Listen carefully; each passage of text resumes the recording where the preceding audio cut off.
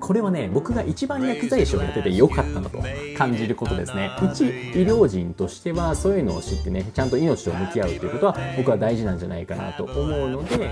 ようこそ薬剤師のせ金井のハービーです。本日も動画を見てくれてありがとうございます。今回のこちらの動画では薬剤師になって良かったことをお話しいたします。僕自身は薬剤師5年目で新卒からの2年間ちょいは調剤薬局の社員として働いておりまして、その後はフリーランスになり、今現在薬局で勤務しております。なので今回の動画は5年目の調剤薬局の薬剤師の観点から見た薬剤師になって良かったことになります。一意見として捉えていただければなと思います。動画の流れなんですけれども、薬剤師になって良かったことを5個ぐらいかなご紹介いたします。今回のこの動画を通して今現在薬学生であったり、今後薬剤師を目指したいと思っている方に対してためになる動画になったら嬉しいなと思います。本日も全力で動画を作っていきたいと思いますので、応援よろしくお願いします。それでは本日も行ってみましょう。On your mark.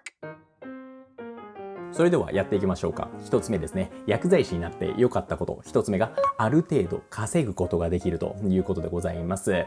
これは僕のね、体感としても感じていることで、一応調べてみたんですけど、令和3年度の厚生労働省のデータによりますと、薬剤師の平均年収っていうのは493万円。月給換算するとこれは41万円ですね。で、初任給は24万円だったらしいんですよね。日本人の平均年収って440万ぐらいだと思いますので、比較的高いね、年収を得ることができるんじゃないかなと思います。で、この初任給の24万円についてなんですけど、薬剤師って職種によって初任給が大きく変わってくるんですよ。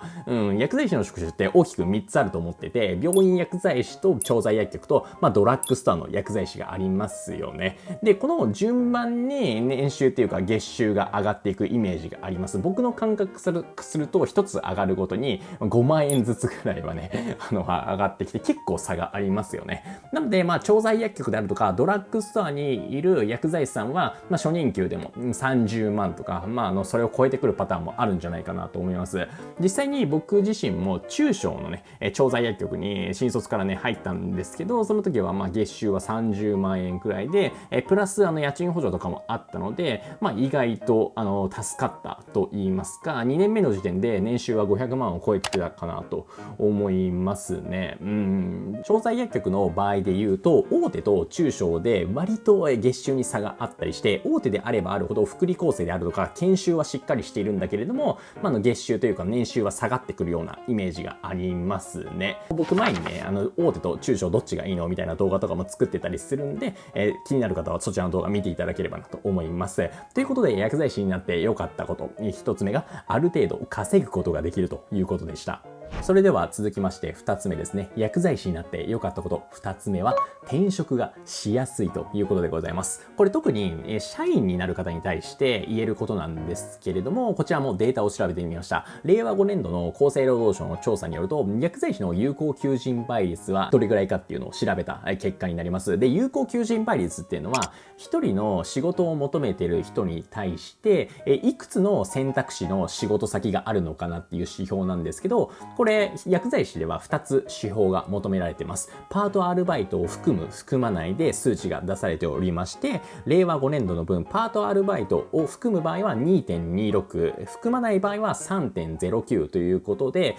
含まないっていうのは要するに薬剤師の社員の有効求人倍率を捉えていただいていいんじゃないかなと思います。こちらの指標の比較対象としては、全職業のパートアルバイトを含む含まないの数値を出した方が分かりやすいと思うんですけど、これ 1.2 と 1.27 なんですよ。なのでこれを比べると薬剤師の仕事っていうのはまだまだ需要があるんじゃないかなと思います。時系列的に見ていくと、一旦コロナの時には有効求人倍率下がっているんだけれども、そこから徐々に回復していって、今は一定みたいな感じで3ポイントぐらいの状態に社員の場合はねなってますね。僕自身もこの転職に関しては経験あるんですけど、2、3年前に社員からフリーランスになったんですが、その時にフリーランスになるのか派遣遣社員になるのか悩んでたんですよね。で、一般的にフリーランスの方は個人事業主になるので、契約を切られちゃったりすると、なかなか収入としては難しい、状態になるんですよ。ただ、派遣社員っていうのが保険であるから、僕はフリーランスに挑戦することができたんですよね。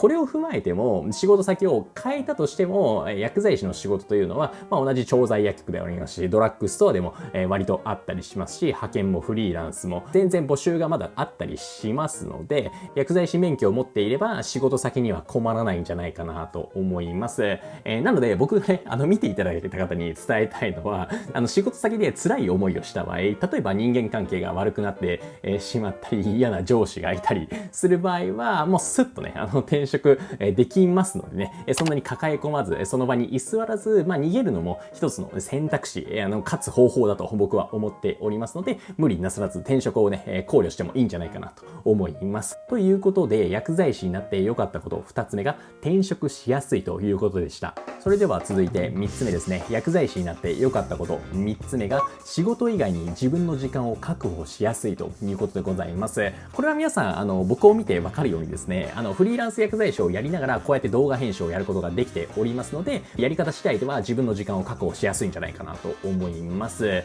一つこの要因としては残業時間がね、薬剤師さんの場合は平均的に少ないのがあるんじゃないかなと思います。これ僕調べてみたんですけれども、某転職サイトによる15,000人のアンケート調査によるとですね、日本人の平均残業時間っていうのは月に21時間なんですけど、薬事業務に携わる方の残業時間は月に13時間だったんですよね。これは88個の職種を調べたうちで5位にランクインしておりますので、労働の国日本と言われている中でも、薬事業務、薬剤師業務っていうのは残業時間が少ない職種なんじゃないかなと思います。さらに残業時間が少ないだけじゃなくて、先ほど申し上げたある程度稼げますよっていうのと転職しやすいっていうのも要因にあると思っていて、例えば週4で社員をやったとしても、最低限生活するぐらいは稼ぐことができるわけですよね。その場合って週3を自分の趣味とか何か興味あることの時間に当てられたりするじゃないですか。なので副業もしやすいですし、自分の趣味、楽しいことに当てる時間がね、増やすことができるんじゃないかなと思います。ということで薬剤師になって良かったこと、3つ目が仕事以外に自分の時間を作ることができるということでした。続きまして4つ目ですね。薬剤師になって良かったこと、4つ目が自分の友達や親族に対して薬の知識を提供できるということでございますね。これ僕経験すごいあるんですけど、割と海外旅行に行ったりするんですが、その時に友達が体調を壊した時用にお薬を何種類か持ってきたりするんですよ。で、実際に体調を崩すことってあるんですわ。その時にどの薬を飲んだ方がいいかなって相談されて、的確に用法用量であったり、薬の副作用の可能性とかっていうのを説明しながらですね、お薬をアドバイスできるっていうのが薬剤師として良かったなと僕は感じたことですね。そのような感じでお薬の相談所みたいな役割はできるんじゃないかなと思います。親族である場合は